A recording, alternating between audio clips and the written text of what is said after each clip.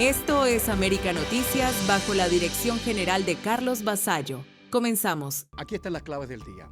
Raúl Castro, como hombre sectario y fundamentalista, tenía todas las respuestas hasta que de pronto le cambiaron las preguntas. Lo digo porque la primera pregunta que hay que hacerse es: ¿por qué la primera reunión bilateral después de su encauzamiento fue entre el jefe del Comando Sur de Estados Unidos y el jefe de sus Fuerzas Armadas, pero, para mayor INRI, en las afueras de la base naval de Guantánamo? La otra pregunta es: ¿cómo habrá encajado un sujeto como Raúl Castro una reunión como esta? Otra pregunta: ¿cómo asumir el hecho de que el jefe del Comando Sur se ha reunido en Cuba con el general que es el viceministro de las Fuerzas Armadas Revolucionarias, el hombre que manda entre los militares cubanos, que por cierto, y esto no sé por qué ningún medio de comunicación le está diciendo, hace 5 años ese militar cubano está en la lista de los sancionados por Estados Unidos por narcotráfico, represión, violación de los derechos humanos y corrupción? Es una lista de sancionados que tiene Estados Unidos para gente que está sancionada en todo el mundo, E entre tanto, la gente sigue protestando. Protestas en Centro Habana. Imagínense que en el barrio de Los Sitios en La Habana tuvieron solamente 3 horas de luz en 48 horas. 3 horas de luz en 2 días. La gente salió a la calle, cacerolazos, gritaban libertad, gritaban abajo el gobierno. En otros barrios de Santiago de Cuba y en otros barrios de La Habana también ha habido protestas en las últimas horas.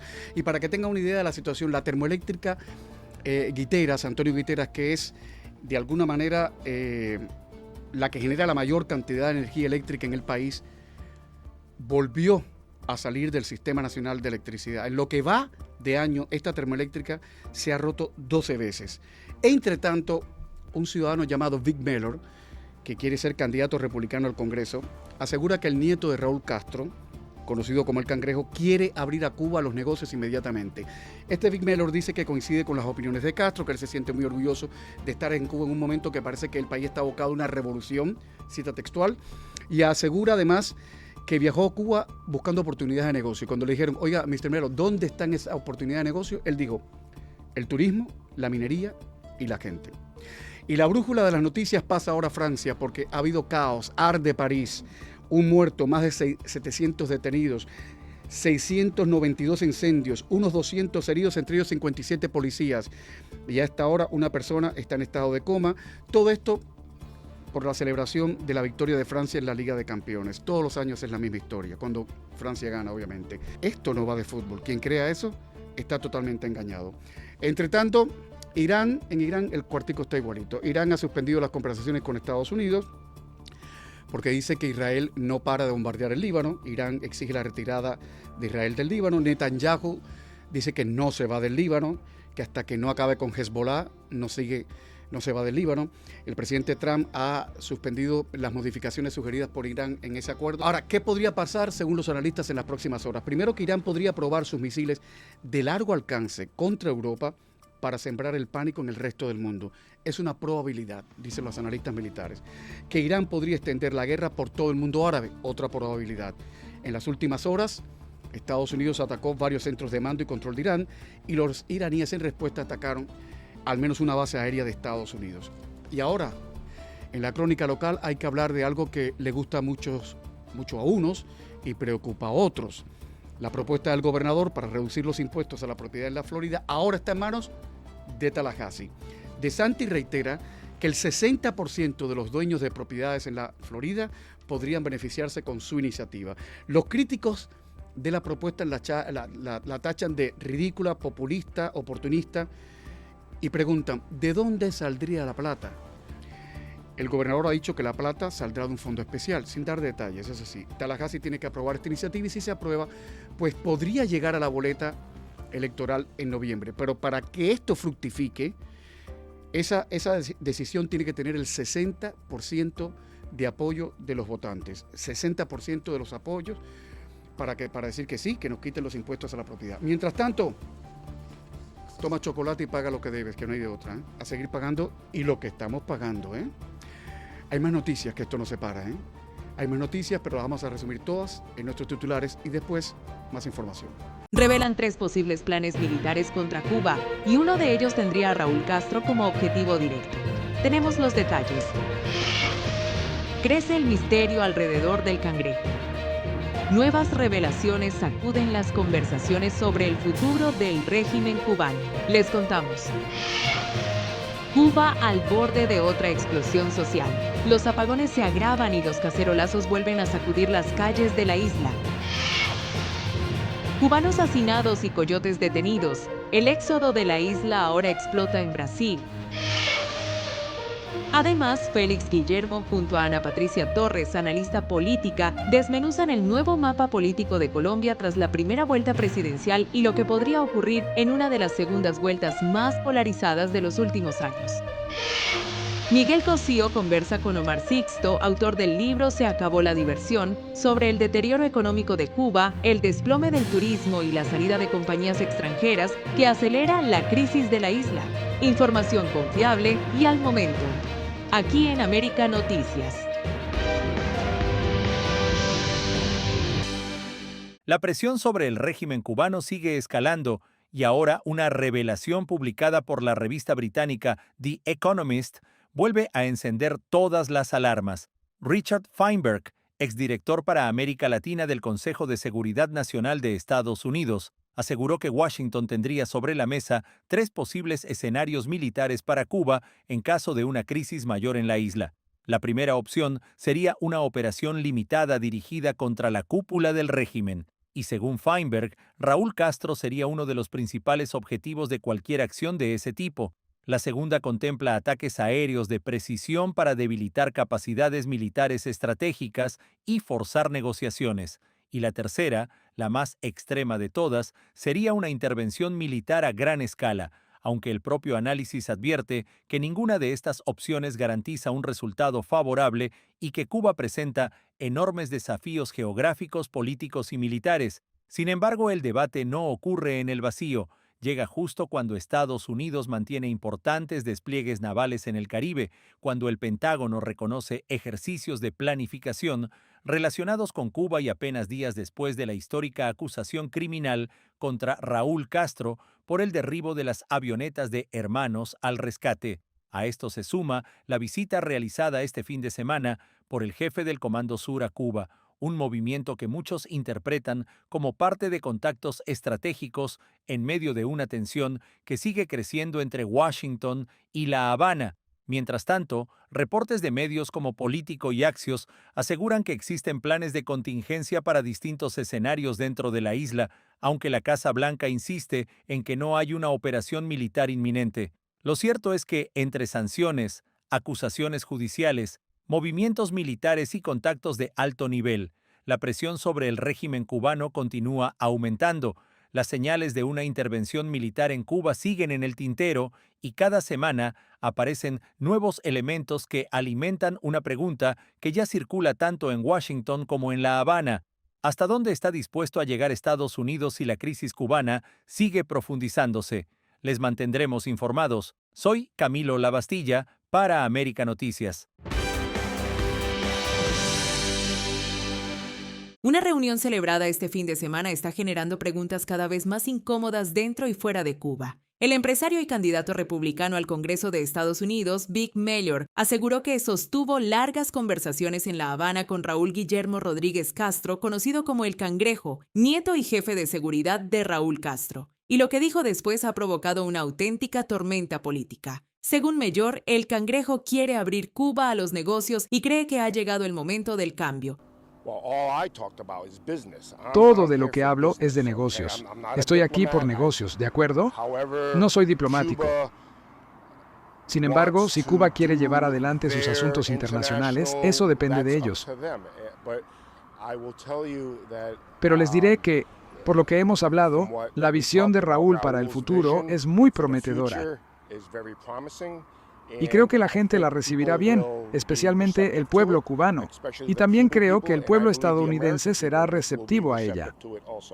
La noticia llega en un momento especialmente delicado. Cuba atraviesa una de las peores crisis económicas de su historia reciente, mientras Washington aumenta la presión sobre el régimen y siguen las conversaciones sobre el futuro de la isla. Lo llamativo es que El Cangrejo ya no aparece únicamente como el guardaespaldas de su abuelo. En los últimos meses ha emergido como una figura clave en contactos y conversaciones con funcionarios estadounidenses, incluyendo encuentros relacionados con negociaciones entre ambos países. Para muchos analistas, este detalle es el verdadero titular. La reunión con Mellor también alimenta otra teoría que gana fuerza: la posibilidad de una transición controlada desde dentro del propio sistema.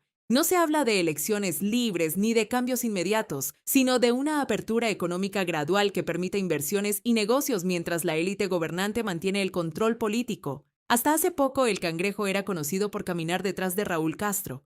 Hoy aparece sentado en reuniones con estadounidenses, mencionado en negociaciones de alto nivel y vinculado a conversaciones sobre negocios y futuro económico. La pregunta ya no es quién es el Cangrejo. La pregunta es si estamos viendo al hombre que podría administrar la próxima etapa de Cuba mientras Washington busca una salida a la crisis más profunda que ha vivido la isla en décadas, informó Leticia Grau para América Noticias. La desesperación de miles de cubanos por escapar de la crisis en la isla sigue dejando escenas impactantes en América Latina. Esta vez, la policía brasileña arrestó a un presunto traficante de personas tras descubrir a 9 cubanos hacinados dentro de un automóvil en el estado de Roraima, una de las principales rutas migratorias utilizadas por quienes abandonan Cuba. Según las autoridades, el conductor intentó escapar a toda velocidad cuando detectó una patrulla policial, pero fue alcanzado tras una persecución por caminos de tierra. Los 9 migrantes fueron entregados a la Policía Federal al no contar con documentación que acreditara una entrada legal al país. El caso es apenas el más reciente de una larga cadena de operativos registrados durante mayo. En las últimas semanas, las autoridades brasileñas han interceptado a más de 70 migrantes, la mayoría cubanos, transportados en vehículos sobrecargados, escondidos en condiciones precarias o cruzando ilegalmente la frontera desde Guyana. Entre ellos, había familias completas y niños pequeños. La ruta se ha convertido en una verdadera autopista migratoria. Miles de cubanos vuelan desde La Habana hasta Georgetown, en Guyana, el único país de la región que no exige visa. Desde allí continúan por tierra hasta cruzar el río Tacutu e ingresar a Brasil, muchas veces pagando miles de dólares a redes de tráfico humano.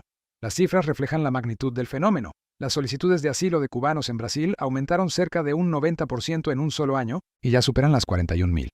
Actualmente, se estima que unos 84,000 cubanos residen en territorio brasileño, convirtiéndose en la principal nacionalidad solicitante de refugio en ese país. Mientras el régimen cubano insiste en que la situación está bajo control, la realidad parece contar otra historia. Cada semana aparecen nuevos grupos de cubanos arriesgándolo todo en carreteras, ríos y fronteras para escapar de los apagones, la escasez y la falta de oportunidades. Y a juzgar por las cifras, este éxodo hacia Brasil está lejos de terminar, informó Enrique López para América Noticias.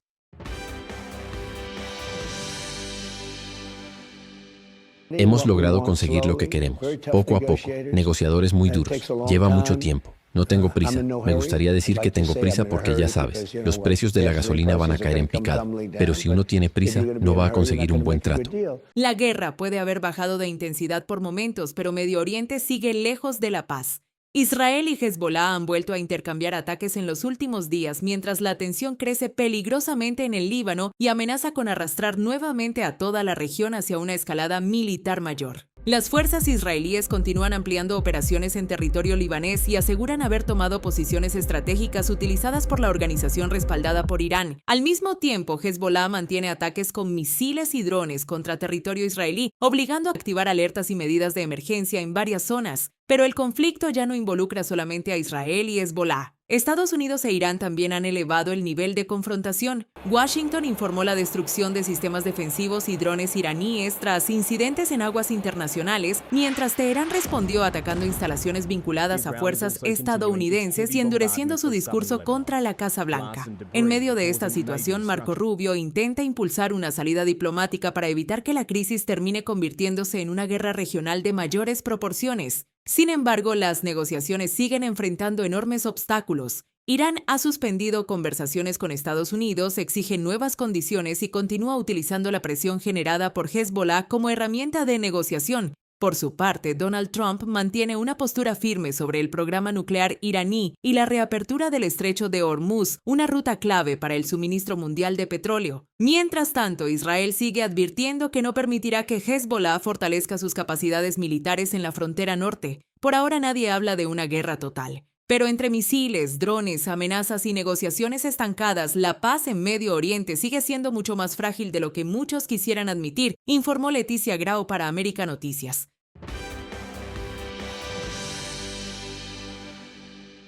La elección presidencial colombiana dio un giro inesperado. Abelardo de la Espriella ganó la primera vuelta y avanzó al balotaje del próximo 21 de junio frente al candidato de izquierda Iván Cepeda.